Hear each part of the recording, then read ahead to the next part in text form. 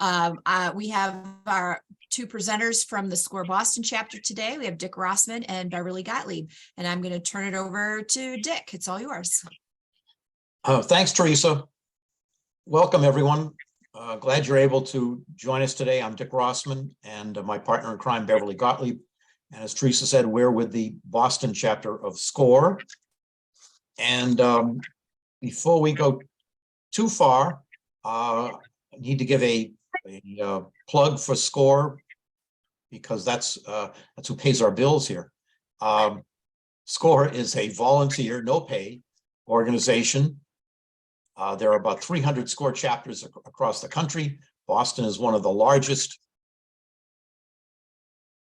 And we have 80 mentors in the Boston chapter with a very broad range of expertise. Almost any area of small business or large business management that you can think of is covered by our SCORE mentors in Boston. SCORE works in two ways to help folks like you. One is we offer one-on-one mentoring counseling sessions to solve your problem. And if you're interested, if you don't have a SCORE counselor, naturally we recommend that you do. And if you are interested, at the end of the webinar, if you put your name in the chat, we'll connect you. We'll learn a little bit more about what your situation is, what your problem is, where you need help, and we'll connect you with a SCORE counselor who can help. The other way that SCORE works with folks like you is to hold a number of webinars like this. We work with our sister chapters in the district all over Massachusetts and Rhode Island, and offer webinars in almost any topic you can think of regarding small business management. All SCORE services are free, and we look forward to working with you further. Again, if you have a mentor, that's great. If you want to reconnect with a past mentor, you can put that information in the chat and we'll help you do that. If you don't have to have a mentor yet, you can, again, go to one of these regional websites or and schedule yourself. Or again, as I said, put your name in the chat at the end and we'll help you find a mentor. Just a little bit of housekeeping. If you have a question, use the Q&A button, please, to ask questions, and Teresa will pass those on to us. If you want to make a comment, please use the chat. Again, Q&A for questions, chat for comments. So let's get started. Beverly, you want to tell the group a little bit about yourself, a little bit about your background, and then I'll do the same? Sure. Thank you, Dick. I attended Babson College and University of Pennsylvania Wharton School. At the age of 25, I started my company. My company did insurance planning and benefits planning for the high-tech and biotech industry. It was primarily a sales organization. And I sold the company to a public company 25 years later and started mentoring at SCORE. Great, thanks, Beverly. So I've been working with small businesses all my business career. I started in a family-owned commercial printing industry many years ago. My roles have always been around sales and marketing. And in addition to commercial printing, I've also been involved with other manufacturing companies. I've been a sales and marketing manager for a startup software company. I've acted as a sales trainer and a sales coach and a sales consultant to sales teams and individual salespeople, helping them to improve their selling skills. And just as an aside, I'm afraid I've got a little bit of work outside my condo, so if you hear some pounding, that's the guys out there putting up some siding, so I apologize for that distraction. What I'd like to do now is just so we can learn a little bit about who's in the webinar. If you could put in the chat just a couple of words about what the business that you're in. What is it that your company sells, or what are your products or your services? What is it that you sell? Teresa, maybe you'll just read those off if you can. Oh yeah, sure, absolutely. Give everyone a chance to put that information in there. We have a counseling practice, sympathy gifts and memorials, holistic nutrition coaching services, communication consulting, permanent makeup. Oh my gosh, they're going so fast. I saw insurance, chicken wings, sauce, photography, personalized wood items and vinyl items, art for print on demand, art licensing, custom furniture, Italian biscottis. Ooh, that sounds good. Yeah. All right, we- great. yeah. That's as we usually get is a wide assortment of different types of businesses. And but you all have the same problem. You're all looking to grow your business and you're all looking to sell more. So let's start to talk about that. First order of business is just to understand the difference between sales and marketing, because sometimes folks don't quite make that difference and understand the connection. So marketing is anything that you do that's going to make your prospects aware of your product or your service. And the key word there is aware. So any advertising that you do, all your social media, any branding, your blogs, any videos that you use, podcasts, webinars, any speaking engagements, any use of direct mail, those are all marketing tools and techniques, and they're great. And so, and keep up doing all of that. But all that activity sets the stage for sales. It's what gets the order and puts money in your pocket is the sale and is the selling. And that's really what we're focusing on today. So my guess is that many of you today are what we call solopreneurs. You're the owner, you may be the only person in your business. And if that's the case, and even if there are a few others in your business, my guess is that you wear the sales hat. You are in sales, and I'm going to guess that many of you don't have a whole lot of experience in sales, and you wear many other hats that you may be more comfortable with.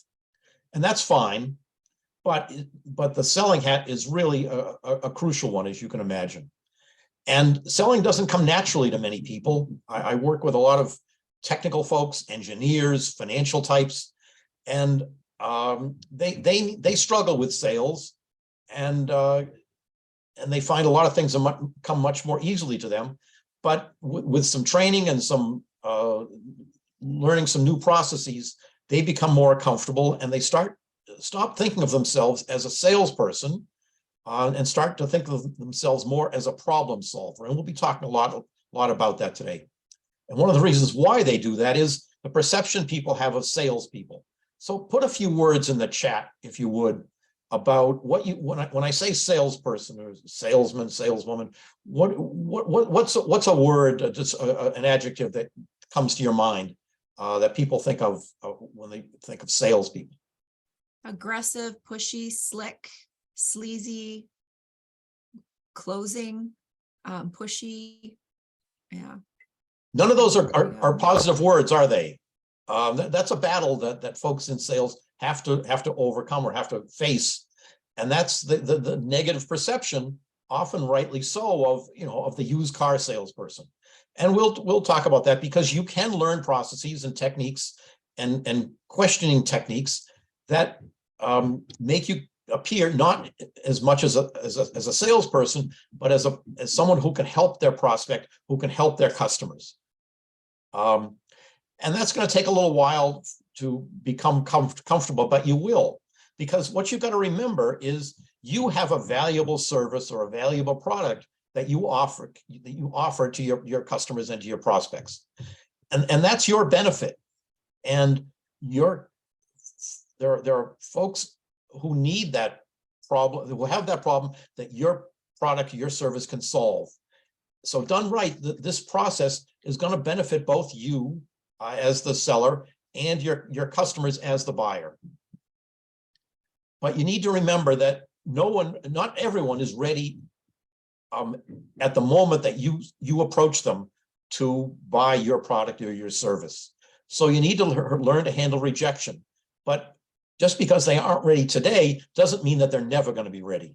And that's one of the reasons why staying in touch with your prospects is really important, so that when their problem is large enough, they'll think of you when they need that problem solved, and they're ready to buy from you. Remember, people want to buy, but no one wants to be sold to. So they want or they need to buy from you because they have a problem that you can solve. Confidence is really key here in this selling role. You've got to believe in two different ways. First, you need to believe in the benefits of your product or your service. You need to believe that you can indeed solve the situation, the problems, the issues that your customers have. And then you also need to believe in yourself. And you need to believe that you are going to be successful, because it's hard to be successful if you think you're going to lose and not have a good product to sell, or not be able to make a connection with your prospects or your customers. Have you ever heard of the phrase head trash? Head trash. Head trash is what goes on in our heads that has no basis in reality, when perhaps we're at a networking event and we see someone who's wearing a name badge, and they may be someone that you're interested in making a connection with. But you say to yourself, oh, they're never going to want to talk to me. He's giving me he's staring at me with a funny face. Or you're talking to a prospect and you say, she's got her hands crossed in front of her. This is going to go nowhere. There's no basis in reality for any of that, but it's what pops up into our head and sets us back. So head trash is something you really have to get rid of and recognize, and know that it's something you just have to get out of your head. But you aren't going to be successful with everyone. You're not going to turn every prospect into a customer, and that's okay. The other important fact and feature as part of maintaining your confidence is being able to separate your identity from your role. Capital I, capital R, role. So your identity is who you are as a person. You're a really good woman. You're a really good guy. You're respected in your community. You're successful. You're recognized as a friendly person. That's your identity. Your role, we all have many roles in life. Your role may be as a husband or a wife or a partner or a friend. And today we're talking about your role as a salesperson. And so you may not, every day you may not think of yourself in your role as a 10, but we always want to, hopefully we always think of ourselves in our identity as a 9 or a 10, that we're really a good person. But you may have a rotten day in your role as a salesperson. You made 20 calls and no one picked up the phone. A new prospective customer called and changed their mind. So you may say, if I asked you, how would you rank yourself today in your role as a salesperson? And you'd say, oh, just a 5 or a 6. But you know what you did wrong, and you know how you can improve on that. And so in the near future, you can increase that 5 or a 6, maybe up to a 7 or 8 or a 9. But that doesn't mean that as your identity, you're still a 9, or you're always a 9 or a 10. And so when you get home at night and you've had a lousy day, stop dwelling on that lousy day in your role, and be focusing on your identity as a person, as your wonderful person that you are. Really important. Let's talk a little bit about who your customer is, because sometimes I'll work with a SCORE client and I'll ask them, so who's your target customer? Who can use your product or your service? And they'll say, oh, everyone can use my product or service. And I'll look at them a little bit strange and I'll say, that may be, but that's just not realistic. You can't target, you can't develop a brand and target your marketing to everyone. You've got to narrow down your focus. That's really important. And you can narrow it down in a number of different ways, which are listed here, by profession, by condition, by gender, by age. So, for example, HR managers of biopharma companies in New England. That's a niche, that's a focus, and that's a target market that you can pursue. You can direct your marketing to it. You can direct your branding, your messaging to that, and create a database of that target. And that makes sense. So your goal is to find that niche and be a big fish in a little pond. You become the expert. You become the go-to person that those HR managers will think of and will look to when they have a problem that your business solves for them. So be the expert, and that doesn't mean you can only be in one pond. You know, you could become an expert, the HR, working with HR managers in software companies or whatever it may be. And you could have a number of different ponds, but you want to be the expert in the ponds that you're in. I'll give you an example. I had a SCORE client who was a massage therapist in the Metro West Boston area, and she was an excellent massage therapist, but she had a lot of competition. There were a lot of very good massage therapists in this area, and she was struggling to gain some traction. So she specialized and took some courses and went back and got certified as an oncology massage therapist. And so she started to work with cancer patients who had a special need for massage to alleviate their pain. And she started to network with physicians' practices and hospitals, et cetera, and she became extremely successful. She became that big fish in that smaller pond, and was extremely successful by narrowing down her niche.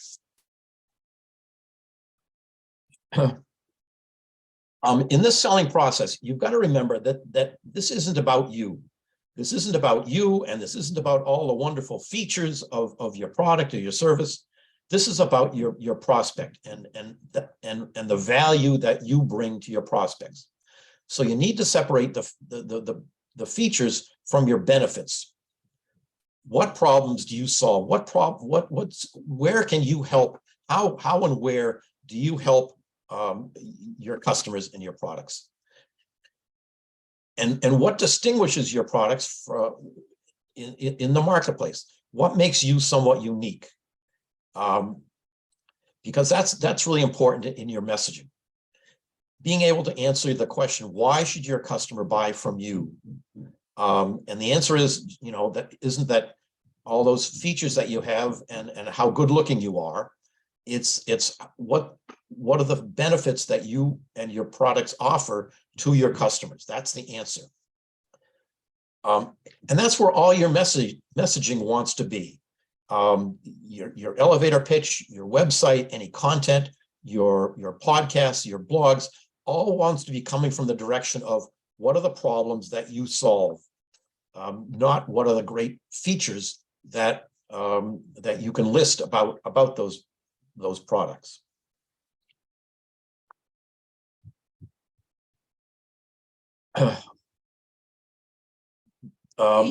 Dick, we do have a question. Sure, go ahead. And I see one in the Q&A, and then there's a similar one in chat as well. Is there a way to determine when a niche is too specific to keep a business sustainable? That's an interesting question. I think the answer would have to be when there aren't, maybe when you've covered the water, when you've spoken to every possible prospect in the niche, and you sort of run out, you've run out of people or companies to call on. That's what comes to me first. If you want to put your name in the chat, I'll be happy to follow up and have a specific conversation with you. But I've never known anyone who's picked a niche that's too small, but I can see it happening. Usually, frankly, the problem is the opposite, that they pick a niche that's just too broad. But I'd say if you have just reached the limit in your marketing and in reaching out to your prospects, then you've got to expand your niche somehow, either by adding another horizontal or another vertical group to it, one or the other. So what you're looking at here is something called the pain funnel, and these are called pain funnel questions, because this is a technique and a method for you as the person who's selling to be speaking to your prospect and asking questions to uncover what their real problem is. I'll give you an example. So let's say you're in a networking event and a woman business owner comes up to you and you sell human resource benefits to HR benefits to small businesses. Maybe it's insurance, maybe it's long-term care insurance, whatever it could be, weight loss benefits, whatever it may be that a small business owner would want to offer to his or her employees. And you meet a small business owner and she says, you know, I need to add some benefits. My employees aren't, I don't think I'm treating them properly, and I want to provide more benefits to them. Well, what does a typical salesperson do when they hear something like that? They may not physically jump up and down, but they emotionally jump up and down and say, oh, I've got a live one here. I've got a real prospect here. Whoa, whoa, whoa. And you start to talk about all the great features that your company offers and everything you can offer to this business owner. And you haven't asked one question yet. You haven't found out what her real problem is. And that's what these pain funnel questions will allow you to do until you get an emotional response, because that's people buy based on emotion. And this woman there's some emotional situation that this woman is facing that she's not going to tell you right on the surface, but by asking the proper questions and showing some empathy and some care and having the right tonality, and you will uncover what the real problem is. So take a look at something.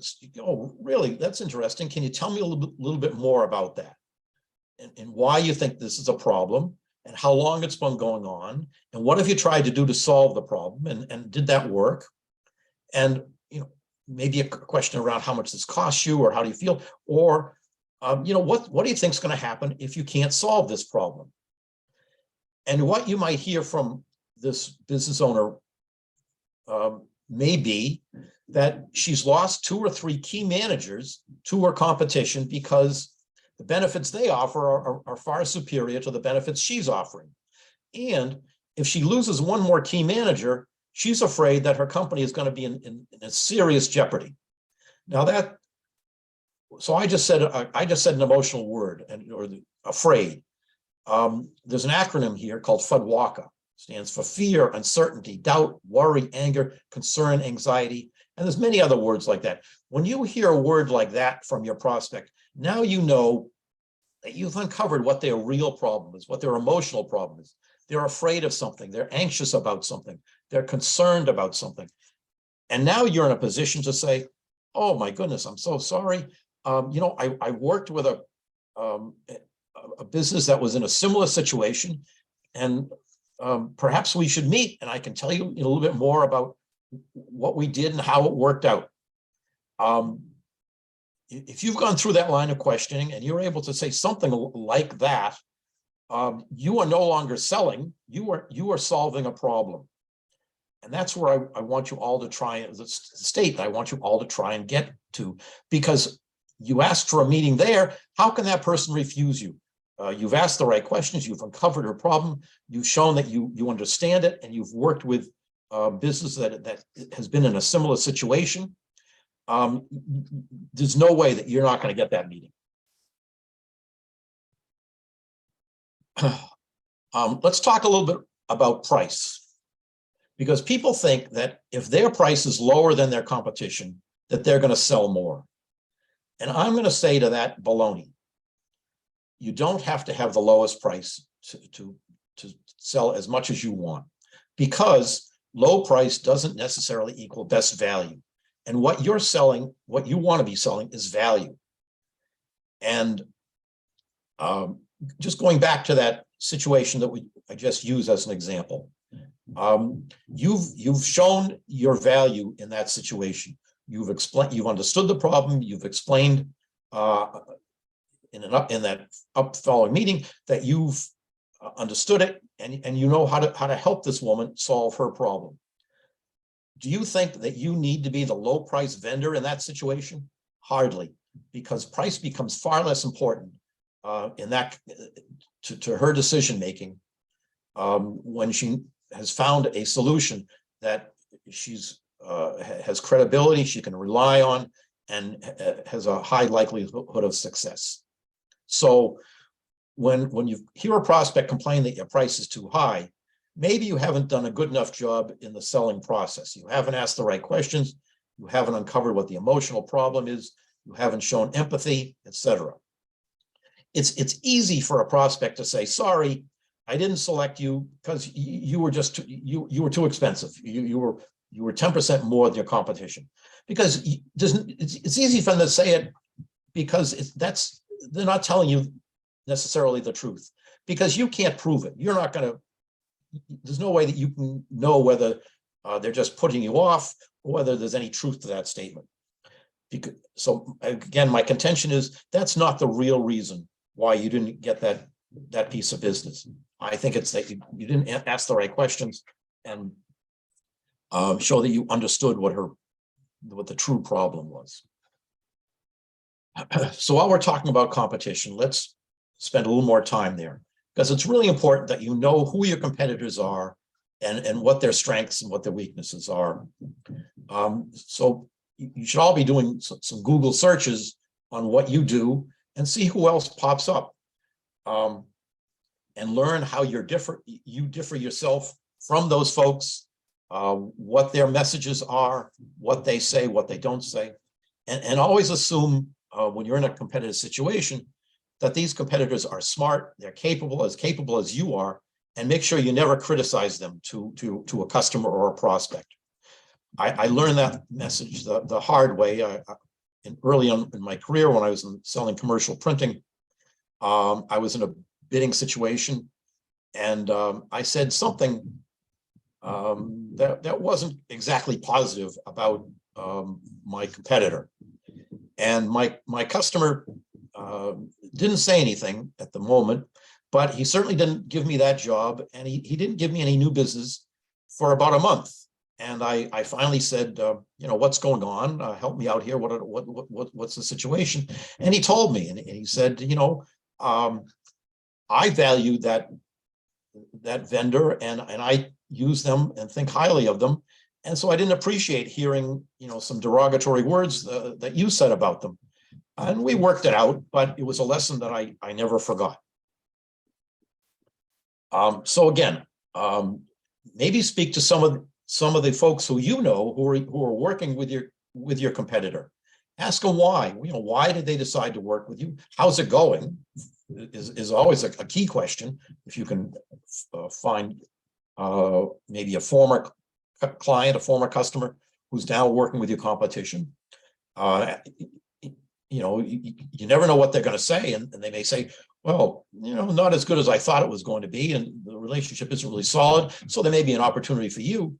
But you also have the opportunity to ask, you know, why they make that decision, and you never know what you're going to learn there. Also, you know, folks, as we said, aren't always ready to buy today. Their problem isn't large enough, important enough for them to solve today. But when they are ready, you want them to think of you and not your competition as the solution to their problem. We started talking at this webinar about how you wear lots of hats, but however you are your company salesperson, and you need to recognize that and devote some specific time to it. You need to regularly be setting aside time for your marketing if you're selling, because I meet too many solopreneurs and small business owners, and they're winging it. They're just not focused enough to be successful in selling, and you can't do that. You can't wing it. So I always recommend to them that they have a schedule, a weekly schedule, and that they put in their schedule, whatever it may be, 2 hours, 9 to 11, Monday, 9 to 11 on Thursday, whatever works for you, but they put marketing and selling time into their schedule, and they don't override it, and they stick to it. Because it's really important that you set aside time for speaking with customers, following up, finding past customers and reconnecting, following up on leads, making new calls, checking, the results of your social media, writing your blogs, etc., whatever it may be. And often if you are winging it, you're putting out fires, and you're just not setting aside the time for these selling activities. And you need to do it, because otherwise what you're going to find is your current business is going to run out, and all of a sudden you're going to have nothing in your pipeline. And that's the last thing that you want to have happen. You always want to have some new activity going in your prospecting pipeline. It's also important that you set some goals and objectives. And we call these goals that you want to be setting SMART goals, S-M-A-R-T, specific, measurable, achievable, relevant, time-bound. So a goal like, well, I want to triple my business in the next 6 months. That may be desirable, but I'm not sure that that's achievable or possible. And so we'll talk a little bit more about setting goals and achieving them and holding yourself accountable towards the end of this webinar. But start to think about some goals that you can be setting. And now I'm going to turn this webinar over to Beverly. Okay, next slide, Dick. Thank you, Dick. I'm going to start with a very important comment, because I always think you should start with something people remember, which is successful people do what others aren't willing to do. And I'm going to give you quite a few examples of that during our time together. I'm going to go back to something that Dick had said. You really, really want to define your customer as precisely as you can. It will help you find them, where to find them, how to reach them, what to say to them. You want to know their problems, not only the problems you're going to solve, but other problems that the person buying from you faces. It's going to help you with rapport, and it's going to show you know their industry, you really know them. You also want to know where they gather their information from. Do they get it from periodicals, whether it's digital or paper? Do they go to certain websites? Do they go to certain trade shows? Do they go to certain conferences? You want to know everything that you can about that person, even their hobbies. Maybe your clients all have something similar that they do together. When you define your customer, it's important to remember that you can have multiple customer segments. I know earlier, a few people had asked, how do you know if your segment is big enough? Well, you can have multiple ones, and they may be very different. So I had a locksmith I worked with. Now, his bread and butter and his cash flow came from students who locked themselves out on Thursday, Friday, Saturday, and Sunday nights. But his real money was made through property managers of large buildings, where he would change the locks and handle all the situations for them. So obviously you're going to be marketing to two different types of people. You're going to be finding them different ways. So you can have multiple segments. So if one's not large enough, you might have more than one. The other thing to do is look at unaddressed segments. If everyone's going in one direction, that's a pretty complicated field. So I did insurance planning and benefits planning for the high tech and biotech industry. I worked with startups. Nobody wanted to work with startups because you didn't make a lot of money initially. Well, it proved to be a very successful segment for me because startups grow. And once they became plum companies for everybody else, they couldn't dislodge me because I had been with these companies since they had started. So unaddressed segments can be very profitable. Next slide, Dick. There we go. What you want to do is make a list to find prospects. Now, you can do old school and get a notebook. You can open an Excel spreadsheet, but you want to go through your phone list, your Facebook friends, the people on LinkedIn, people who are following you on Instagram. And you want to segment them into 3 sections. Who can buy now? Who will buy later? And who can give me referrals? Referrals, referrals, referrals. You can get them from anybody. You can get them from family. You can get them from friends. You can get them from clients. You can get them from vendors. You can get them from people who don't buy from you. I had a colleague once who said, I get paid in 2 ways. He would tell his prospect right up front, if you buy from me, of course, I will get paid.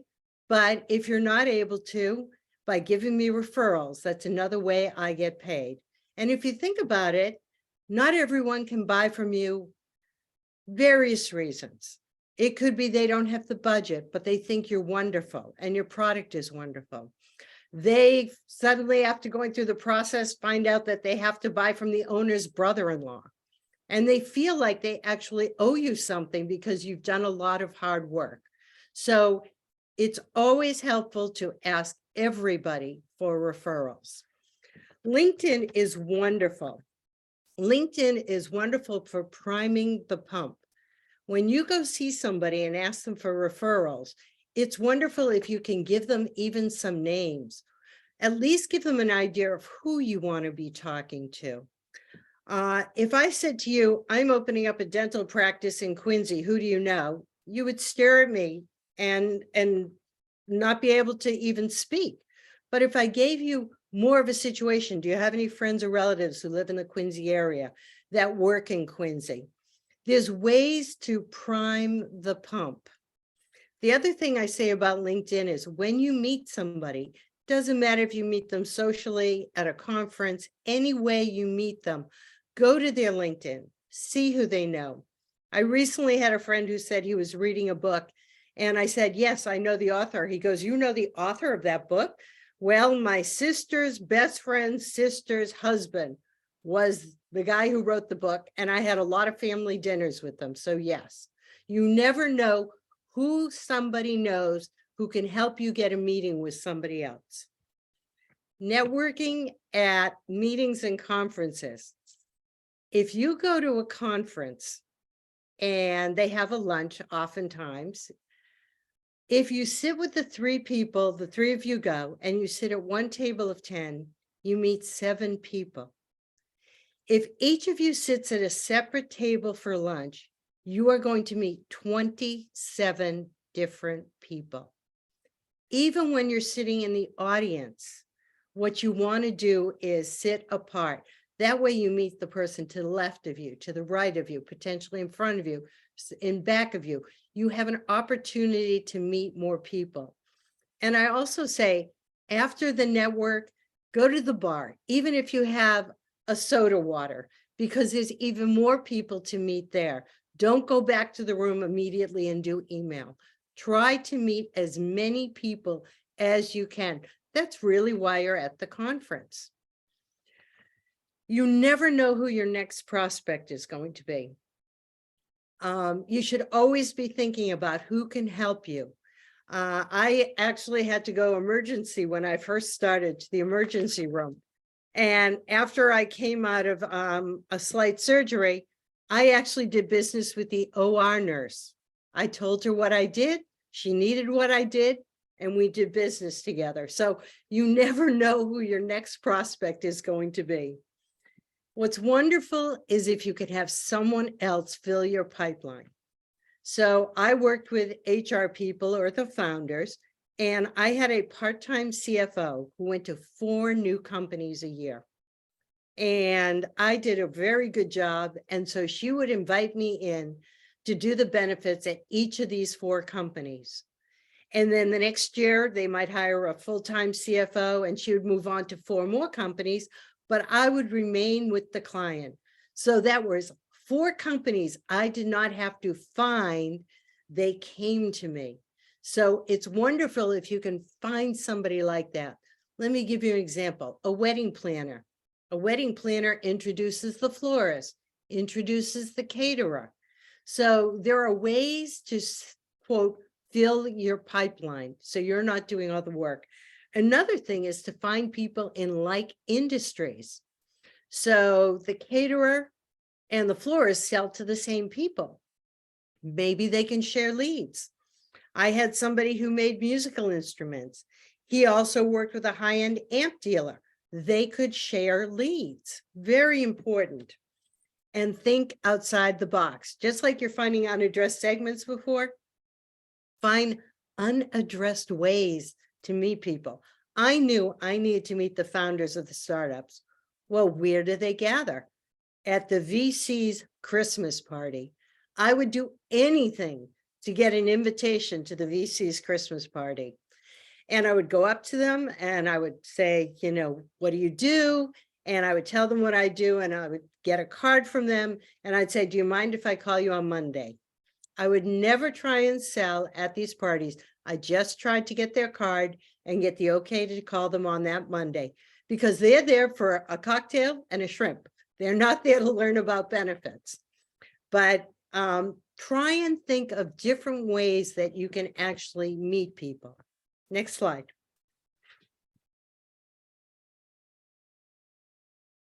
Well, social media, we all know, is extremely important, and SCORE has multiple webinars on that, and you should attend as many of those as possible, because as we all know, social media is always changing, and you can always get a gem of information from each one of these seminars or webinars. So definitely try and attend as many as possible. Facebook is great for visual products, clothing, food, jewelry. LinkedIn is great for priming the pump, also posting what you're doing, videos, blogs. Instagram, again, is great for visual type of items. It's wonderful if, one, you can get noticed by an influencer that can have an enormous impact on your prospecting. Second, I have somebody who developed a Facebook group. That's where she finds many of her leads. 3, join a chat room. I have a client who became an expert within a chat room and was able to develop a lot of business from that. So you want to stay current and update your social media often. It's really important that you do that. Cold calling, buying lists, mattering on your industry, that can be very important. And we're going to go a bit more into that, but always have the name of the person that you're supposed to be talking to. You don't want to go, oh, can I talk to the HR department? You really do want to try and find names. And both with cold calling and email campaigns, define that customer. If you think about it, you've defined your customer really well, and there are 100 good leads, of which you'll talk to 10 and you'll sell 3. If you didn't define your customer as well, yeah, you might get 500 leads, but embedded in those is still only 100 good leads, which are going to lead to 10 calls, which are going to lead to the same 3 customers. So would you rather have called and reached out to the 100 and got a lot less no's, or waste your time and money reaching out to the 400 and got nothing from it? So you want to be very careful and think outside the box when you're prospecting. I needed to reach the startups. So I thought, how do I get a list of startups? Well, at the time, the Secretary of State had a list, and it was paper. That shows you how long ago it was. And I would go to a phone booth in Somerville because information was free from a phone booth, and stand there for hours getting the phone numbers for this list. As I said, successful people do what others aren't willing to do. I had a client who, again, started a dental practice in Quincy. He sent out flower baskets with his brochure to all the local businesses there. Why? Because when people want to find a dentist, they don't want to waste a lot of time. They could go in their lunch hour. They could take an hour off from work if they were right there. And that's how he built his practice. So really think about where your customers are and how best to reach them. Next slide. As you all know, there are two sides to a results page online. One is with the ads, which are pay per clicks. That's how Google makes a lot of money. There is behind the scenes a blind bidding so that you can move up on that list. The problem is if somebody clicks on that ad, there is a charge to you. And if there's not a large conversion rate, you don't make sales off it, it can be rather expensive. The other side is to grow organically, which involves certain AdWords in your website, potentially hiring a person for SEO, search engine optimization, because you want to make sure that you show up on that front page, because you could have the best content, you could have the best product, but if nobody knows you're there, then it's really hard to buy from you. So you want to look at getting yourself to the place where people can see you on the internet. Next page. Direct mail.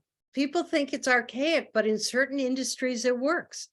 Like, think about it. Right now, we are shortly before spring when all the pollen comes. I would love if somebody direct mailed me and said, we are offering window cleaning services in your area.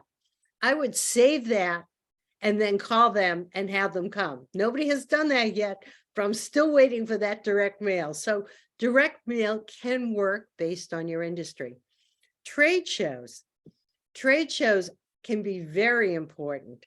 And it's important if you're at a trade show, stay up front. Don't sit in the back looking at your phone. Make sure you have enough people to man the booth.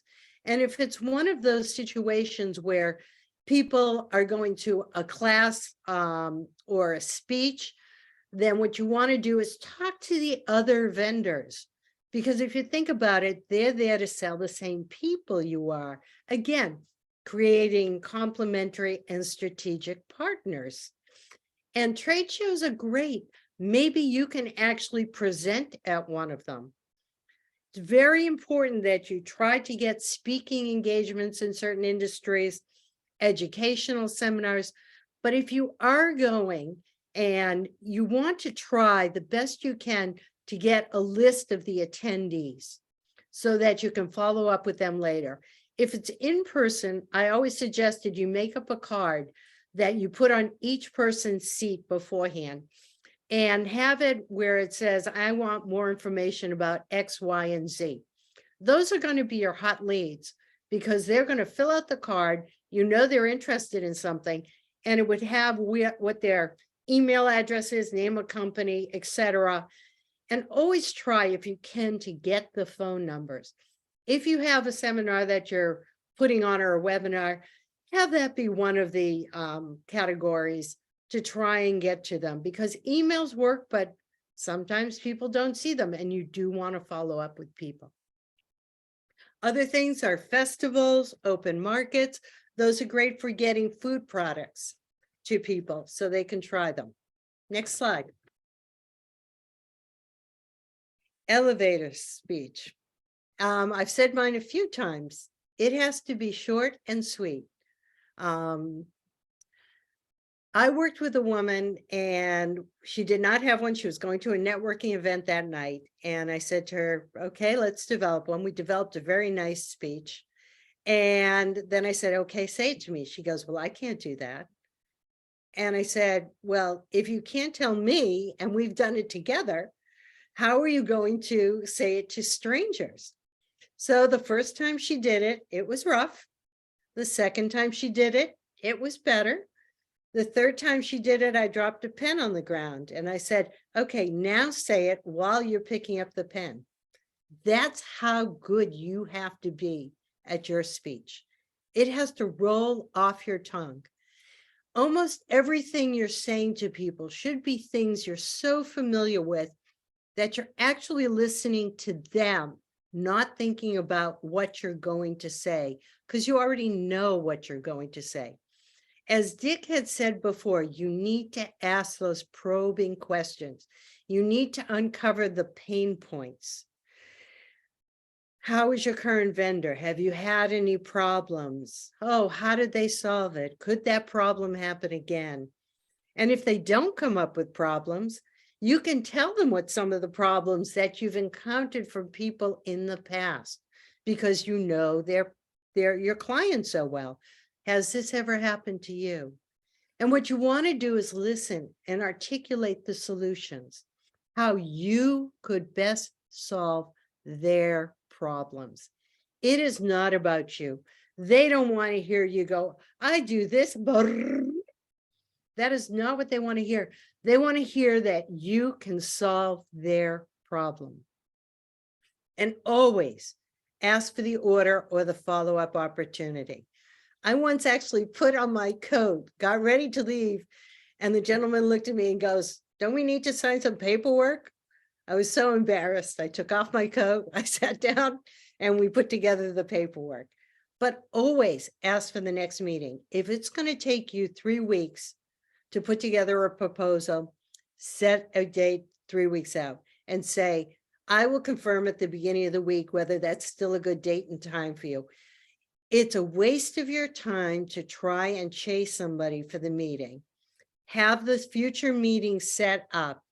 And then if you need to change it, you have them on the phone. Next slide, please. So telephone work, it takes time. It's challenging, but it can be very, very productive for people. At some point in time, you are going to be talking on the phone.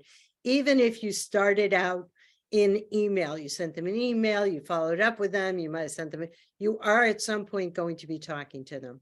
And remember, if you do have a list, 1 or 2 no's does not mean you have a bad list or you're not saying the right thing. All it means is you haven't talked to enough people yet. And you want to be solid, have a solid message, and be very positive. If you look at it as a chore, it's not going to come out right. You need to almost be smiling when you say it.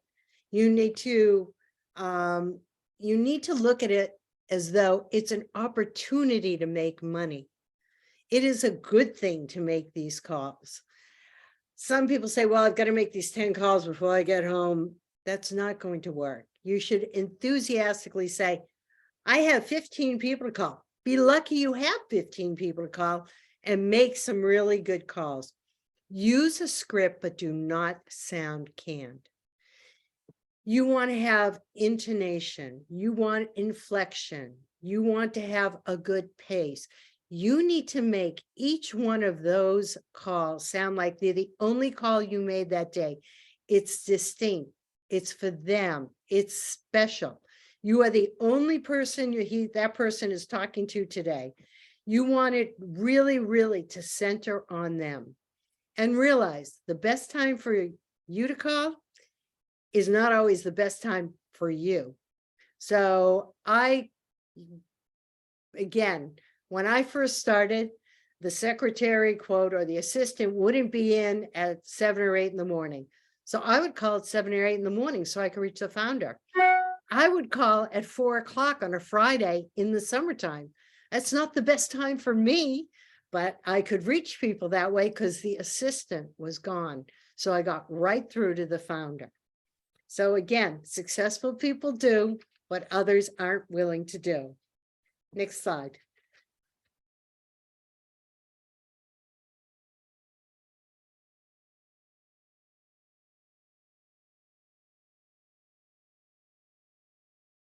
So the goal is to get a meeting when you're on the phone, not to sell your product. You want to ask questions. do not sell. The more you build rapport and empathy, the longer you keep them on the phone, the more likely you are going to have a meeting. So you want to ask some probing questions. You want to let them know you know about the industry. You want to suggest things that have happened to other clients. You want to educate. You don't want to sell. You want to say things like, did you know? And maybe present a problem that way. Again, the longer you keep them on the phone, the more likely you're going to get an appointment. And if they do say no, always ask, is there a better time to get back to you? You have no idea what's going on in their lives. They could be moving the company the next week, which is why it's not a good time to talk. It could be their busy time of the year. You're not going to call an accountant between January and April, even May if they're doing corporates. You have no idea if they're waiting for VC money. You have no idea if they just signed a renewal for whatever you're selling. So you want to ask some leading questions. Is there a given time of the year you generally review this? What is the best time of the year to meet with somebody like me? So you want to find out and have a good client management system to get back to them later. Next slide.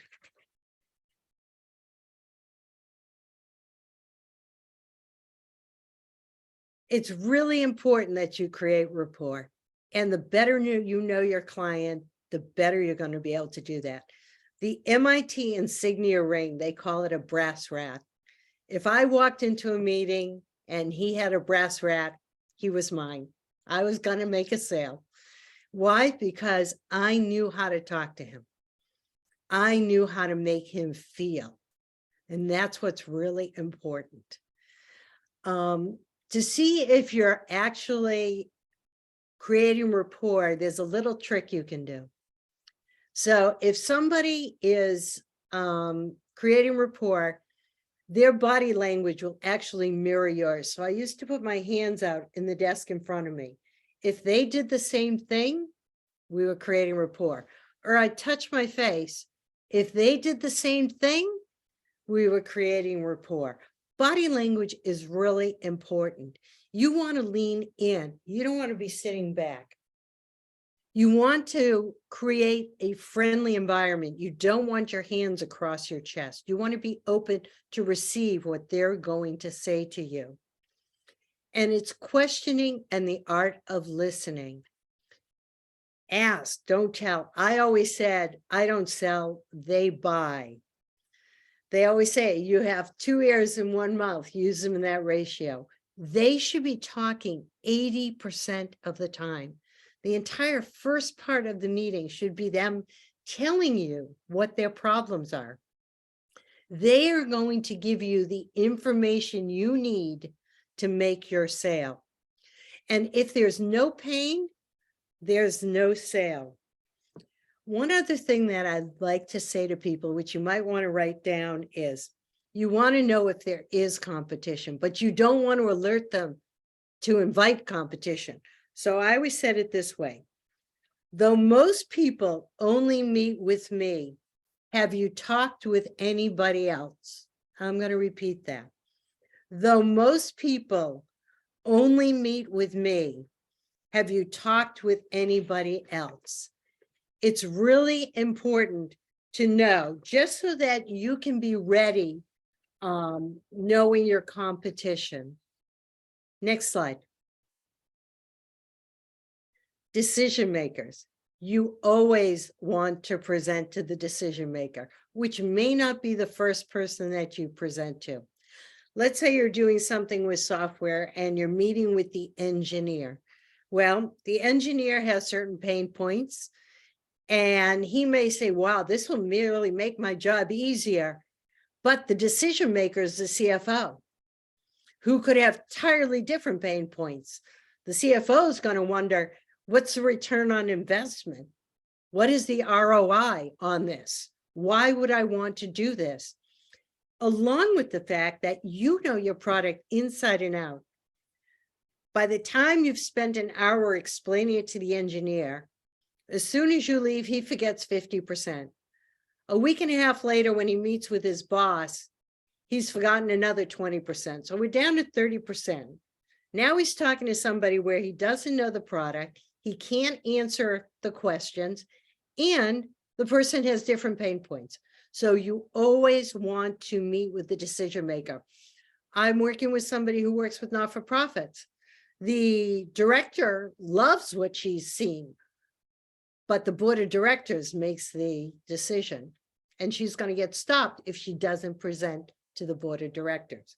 So you want to make sure that you do your full job and present to the decision makers. One of the hardest things to do is to ask about a budget, but you need to know, do they have a budget for you? Because maybe you're going to start out with a smaller plan with add-ons, or maybe you're going to space this over 2 or 3 years as a rollout. You want to know if they're able to buy your product or services. One thing you can say is how much you're spending currently with your vendor, or if you're a consultant, what range have you paid other consultants who've met with you and done this? Those type of questions to try and get an idea. And then one of my favorite lines is, what needs to occur before you can move forward? Now, this line is really important. I'm going to say it again. What needs to occur before you move forward? This is going to open up a lot of things. Maybe they say, well, I need to meet with my boss. Suddenly, you know, there's a different decision maker. Maybe it is that they need to get funding from the venture capitalist, the VC. Maybe it is because they're moving next week and you should talk to them in a little while. There's 100 reasons that it could be, but you really want to know those reasons, because you don't want to just get a no. You want to know what is going on and create a pipeline of prospects. You can never have too many prospects. As Dick mentioned before, sometimes you're so busy doing the business, or you think you have so many leads that you aren't looking for new prospects. You always have to be prospecting and make the sale. Dick, it's back to you. Thanks, Beverly. We're going to wrap up this webinar with a conversation about goal setting and about being held accountable, or holding yourself accountable, because you need to be able to track your progress to your goals. So what might your goal be based on? So goals are created by the person by creating that goal, and they can revolve around whatever makes sense to the business. Maybe it's income. You want to earn 25% more next year than you did this year, or you want sales to grow by $100,000 next year, or you want 10 new clients next year. Those are all legitimate goals, and they just depend on your business and how you look at it and where you want to go with it. But in order to achieve the goal, you need what I'm calling a recipe for success. And that's going to, the recipe is going to consist of all the behaviors, all the activities that you need to do to meet your goals. So those activities may be making calls, having meetings, and responding to proposals. So you need to focus on what your behaviors are to make connections with prospects. And again, they could be cold calls, they could be warm calls, they could be referrals, they could be attending networking events, maybe sending out emails in a proper way, any inbound inquiries. I mean, these are all behaviors that you need to do to achieve your goal. So let me give you an example. Let's say your goal next year is to add 12 new clients, and I've made the math easy here. So if you want to add 12 new clients next year, then we're going to take an average, which means that you want to add 1 new client every month. Now, you know, just from your past history, that if you meet with 4 new prospects, one of those prospects is going to be turn into a client. So you need 4 meetings with 4 different people over the course of a month to get that one new client. So on average, you need to have 1 prospect meeting every week to get that one new client every month. And you also know from your past history that for about every 25 connections that you make, whether it's a networking connection, whether it's an inbound inquiry, whether it's a conversation with a prospect, for every 25 connections that you make with a new person, one of those is one meeting is going to come out of those connections. You need to have 25 connections to get that one meeting. So that's your goal. If those are your behaviors, if you address your marketing, get your inbound inquiries, your prospecting, and you make those 25 connections a week, which may be 5 a day on average, again, and you speak with 5 new people every day, then you're going to get that one meeting for the week and get that one new client for the month.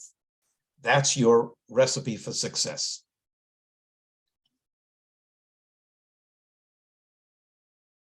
So if you think you can hold yourself accountable to create that goal, hold yourself accountable, that's great. If you think you need some help creating your goals and holding yourself accountable, that's what Beverly and I and other SCORE counselors are here for. And we'd be happy to help you. So again, if you're interested, say again, Beverly. I was going to say, if somebody would like some help, just put your name in the chat and who you'd like to meet with, and we can help you or get you to the right person. You can also self-register. Dick, is there anything else? Questions? I think that's it. Teresa, anything else? We got a couple questions in the chat if we couldn't grab those. And then if anyone has any other questions, to go ahead and please get those in. I have what does VC stand for? I think Beverly used it a couple times. Yes, and I did answer that, venture capitalist, because I saw that across. Oh, you did? Oh, sorry. Okay. And then we have I've asked this question. Explain why venture capitalists are relevant, why you mention them. I mention them because it has to do with the funding source. People sometimes can't buy because they don't have the budget. They have to wait for the influx of money to come in. And it could be that they have a big sale that they're waiting to close. Could be a lot of reasons why they can't quite buy your product at the moment you want to sell it, even though they have the need and they have the desire, but it's going to take 2 or 3 months till they actually have the budget for it. Okay. And I don't know, maybe you answered this one too, but we're going to go ahead and ask it. I've asked this question before in other meetings. I have a product I've designed and its market is niche. To start out, is giving a free sample a good idea as far as marketing and sales perspective? That really depends on what the product is. I say, you know, unless it's, you know, going to cost you $10,000 to give your product away every time. If it's not that expensive, I say yes. I think you've got to build up a following. You've got to create some buzz about your product. And if the only way to do that is by actually having your prospects use it and try it, and it's not that expensive to do, then I think it's a good strategy. But there may be, you may want to have a caveat. You say, you know, I'd love to have you try this out for nothing, but I'd like a review from you, or I'd like a referral, or I'd like to know like your reactions, like you answer a survey about it, something. There can always be a quid pro quo on giving away a product at no charge. Okay, I have a question. And actually we do have a couple mentors in the clothing business, but let's see if what you guys think.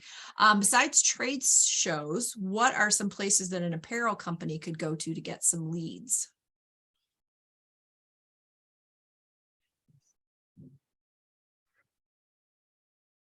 And like I said, we do have a couple mentors that are specifically in the clothing business. They might be able to answer that question Well, differently. depending on, but- um, my wife was having a conversation with a friend the other day about, you know, being invited to someone's home who was introducing a new line of apparel. You know, a neighborhood show. And I don't know if that applies to what you're doing, but it's certainly you know, a grassroots way of showing your wares and getting reaction and seeing what intrigues people, what they're interested in buying. If it's too expensive, it's not expensive enough, etc. You can also do a trunk show at a boutique, or if it's something with some type of athletic wear, you can go to the race and, you know, have some things at the end of the race. So it depends on what the clothing is. Okay. Can you recommend a CRM tools or spreadsheet database templates for solopreneurs for tracking and organizing network prospects and information? Teresa, send that connection to me, because one of the great things about our Boston SCORE chapter is we have resources like available like that. And so people have done some surveys, they've answered that question. And I know there's a list of CRMs that people have recommended. And Yeah. if you send me that person's info, I'll get that list to them. Yep, absolutely. And yes, I did have seen that go through. Okay.